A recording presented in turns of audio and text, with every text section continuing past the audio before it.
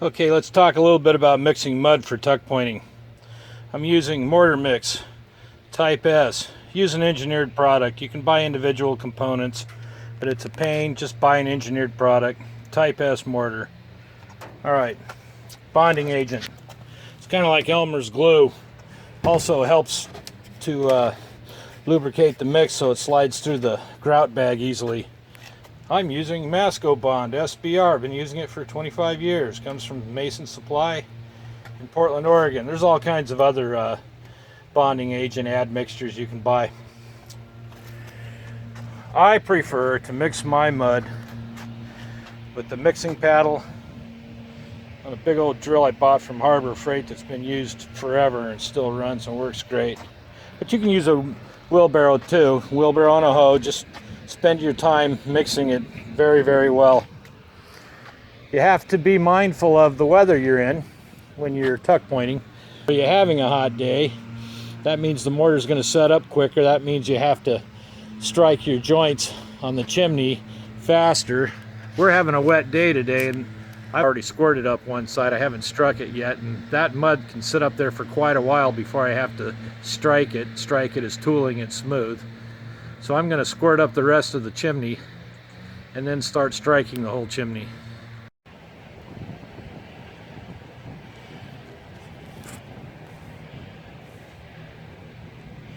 Okay, I want to show you something about striking mortar. So I've squirted this mortar into these joints that I ground out. I squirted it up with this industrial strength cake decorating bag, grout bag. And if you'll notice, it just starts to leave a little bit of a fingerprint. Now watch, it's going to fall away as I strike it. That's just about the right hardness for striking. If the mortar gets too hard, you're going to be fighting the strike, quote unquote, and that's a pain. Just monitor your mud and catch it at the right time. Notice how it's just falling away.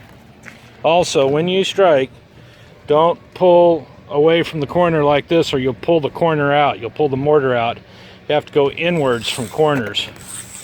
You need to strike vertical joints first and go inwards from corners.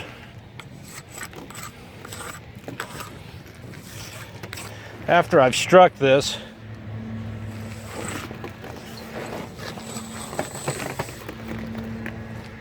I'll come back with a brush and brush it and get all the trim off of it and really clean it up.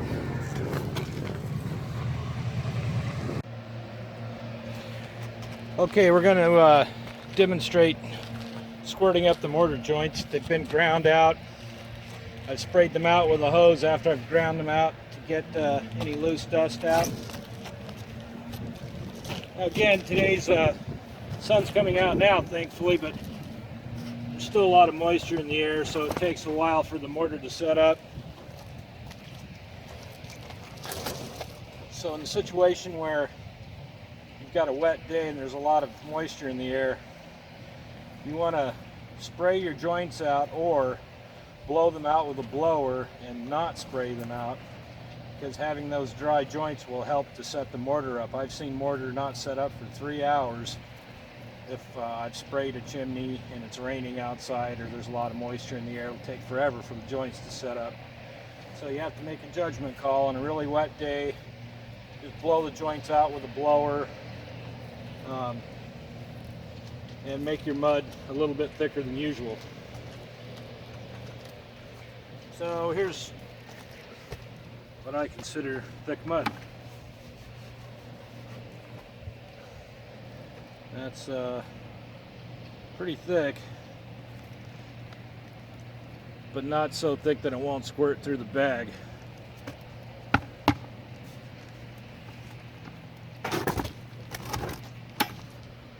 You have to wet the inside of your bag with your hose before you start. This one's already been wetted. I'm just going to do one trowel at a time.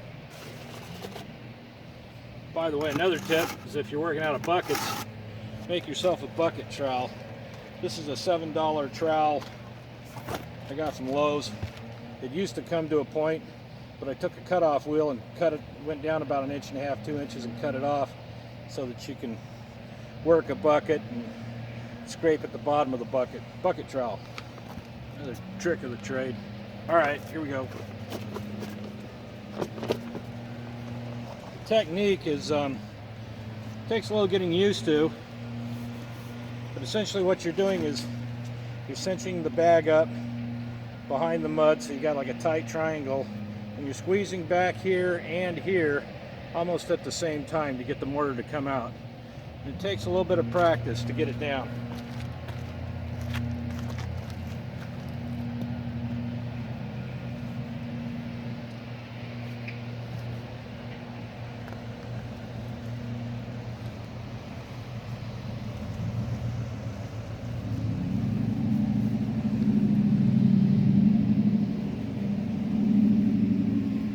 Not even squeezing with the back hand with this hand right now. I'm just using it to create some resistance.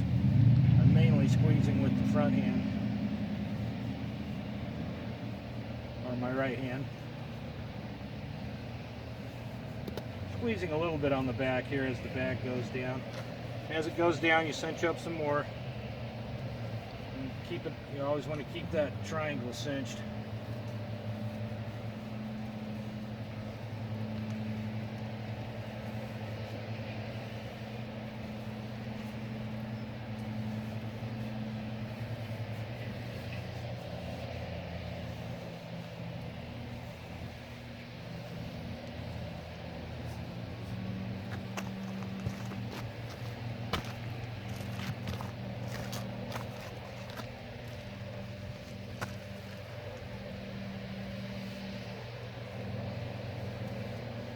I like to squirt my vertical joints first.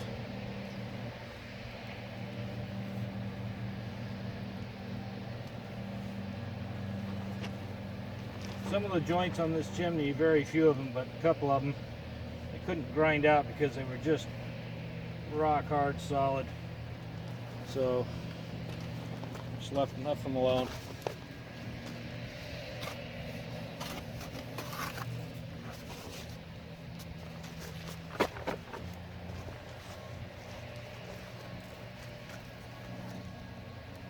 If it's a hot day and you're dropping a bunch of mud on your roof, you might consider tarping off your roof, or at least have a hose up on the roof and just continually wash the mortar down so you don't have to acid wash your roof, get stains off the roof.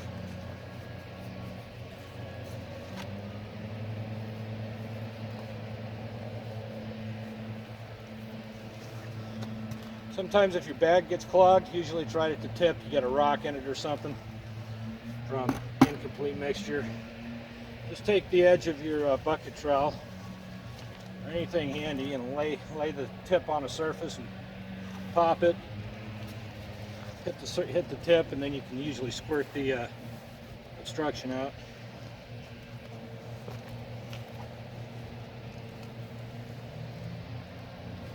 That will happen. It will happen to you.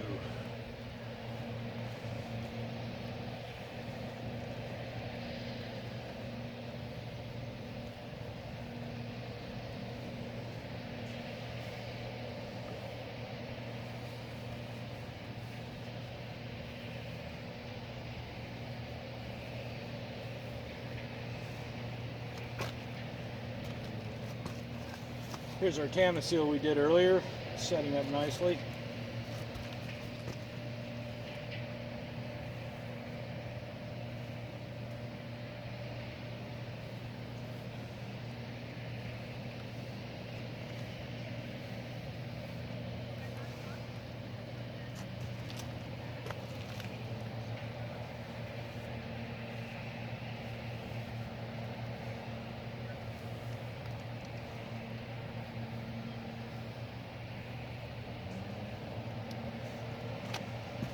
Cinching up on the triangle again.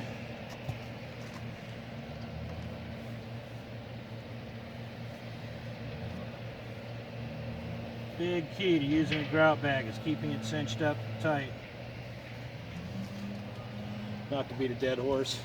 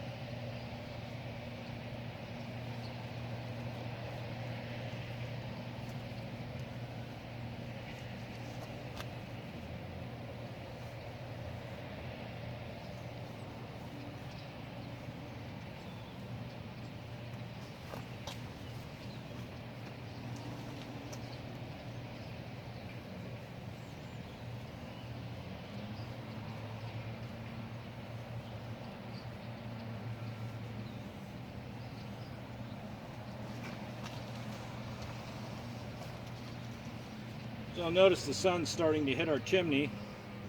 Also beware of that. That's going to be another factor that determines how quickly your mortar joints are going to set up. That sun will start to bake the brick, and bricks retain heat really well. So just be mindful of when your chimney's sitting in the sun. Those joints are going to set up quick.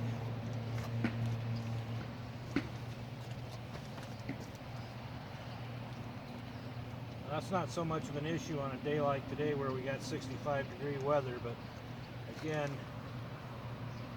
you don't want to be doing this when it's going to get really hot, or you're going to run the risk of flash set and your job will fail.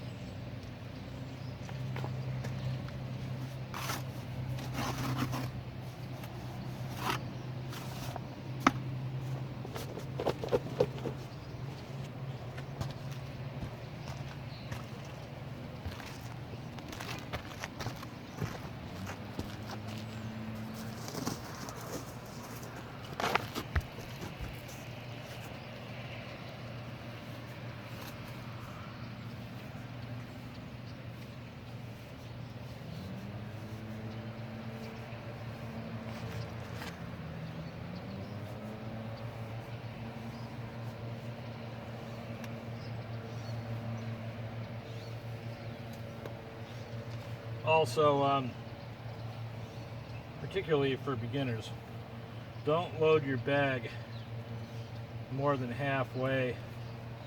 As a matter of fact, start off with thirds. Just load it a third of the way. As handling a bag that's half or more full, particularly on a large project, gets tiring after a while.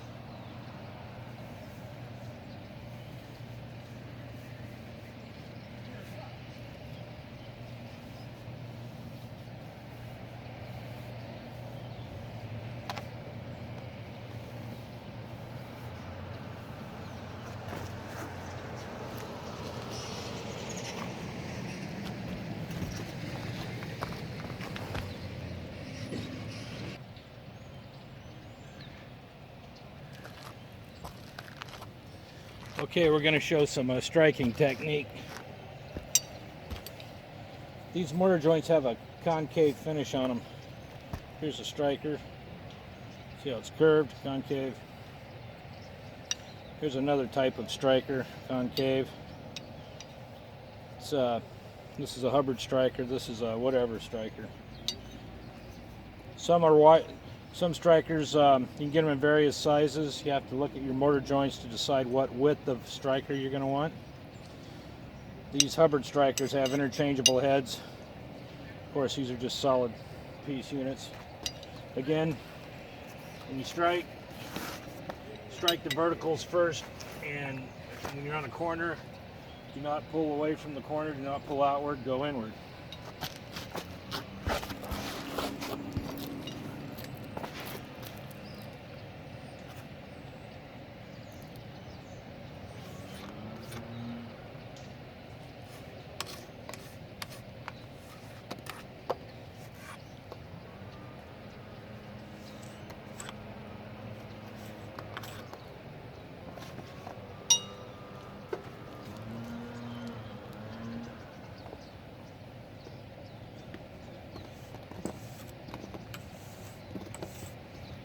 Here's another technique. You're going to have mortar fall off as you strike it, and you'll have a pile on the ground.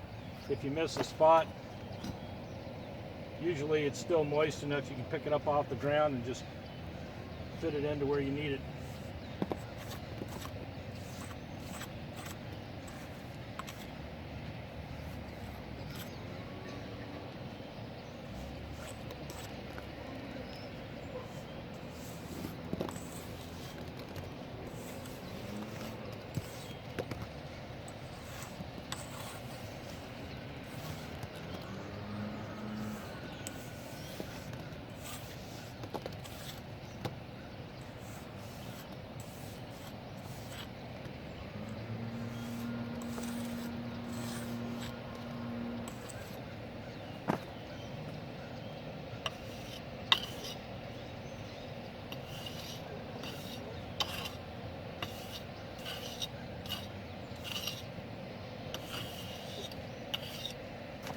You want a smooth finish on your strike. If you strike too early, it's going to be a sloppy joint. If you strike just at the right time, you'll see a very smooth finish, and that's your goal when you're striking. Because that very smooth finish determines the amount of permeability of moisture to the mortar joint. And the smoother the finish, the less moisture is going to be able to penetrate that joint.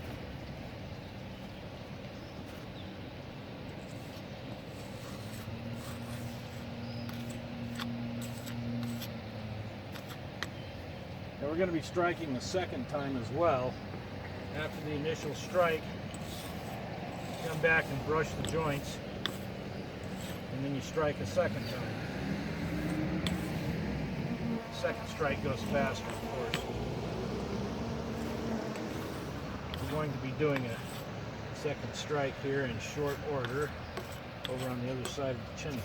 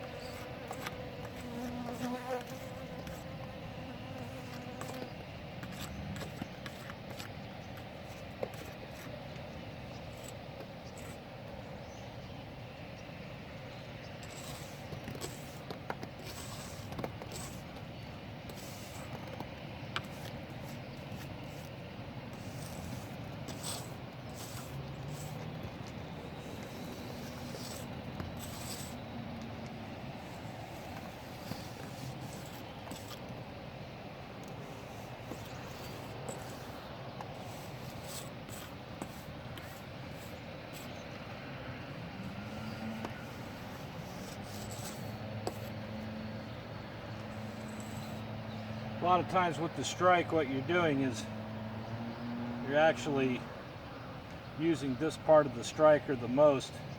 This part will come up off of the joint like that. You'll be digging in like that,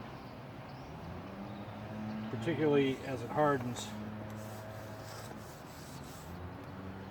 You'll be using that corner joint, this part of the striker, to tuck the mortar into the joint, and then you'll come back and use the whole length of the striker to smooth it.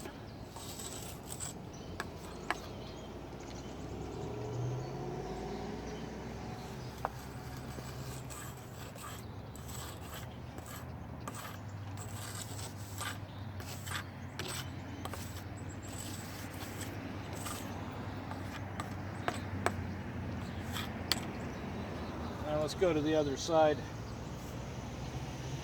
and go over the double strike method.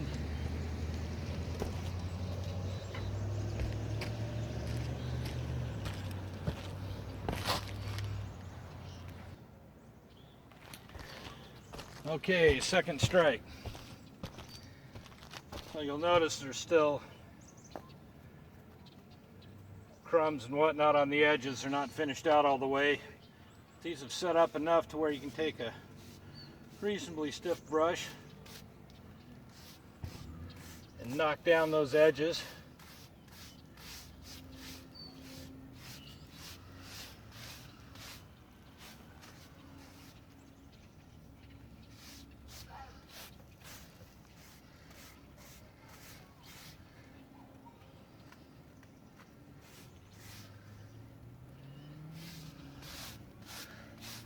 Make sure your mortar is good and set up before you do this, because if it's still wet and you do this, you're going to smear mortar all over your brick, and that's not good. Okay, second strike. May be hard to see the detail from the camera, but it definitely makes a difference doing the second strike.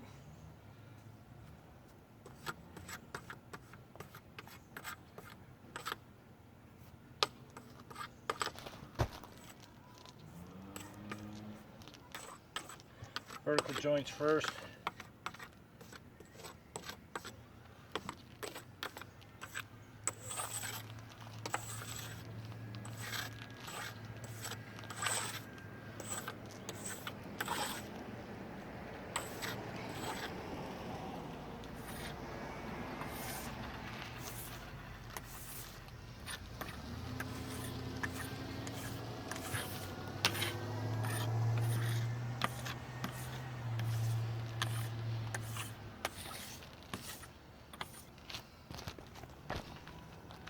Again, try and be careful not to step on your mud that's fallen onto the roof.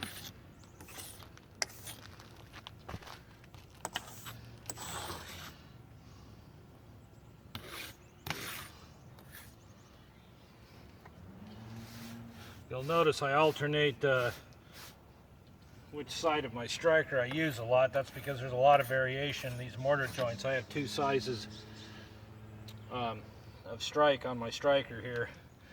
Most strikers do have two sizes. So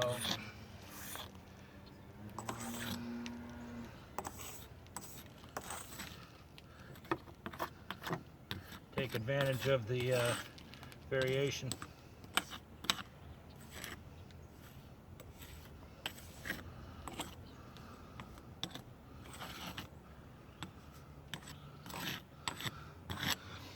Also, there's different types of finishes on mortar joints. This is concave. There's also a flat finish, and they're flat strikers. So make sure to look at the joint you have, see what type of joint you've got, get the appropriate striker, take measurements to see what size of striker you're going to need. Otherwise, your life is going to be a nightmare if you have the wrong striker.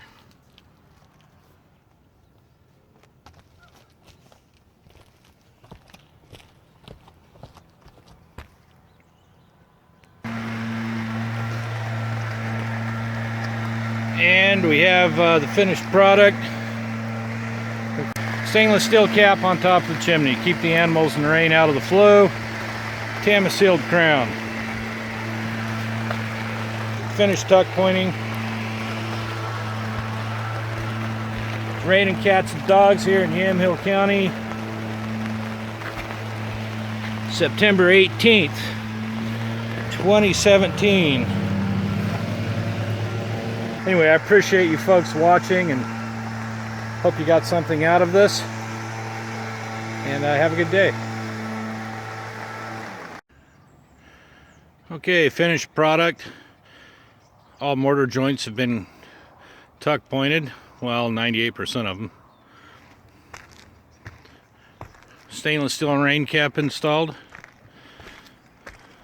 Crown has been preserved with a coating of Seal.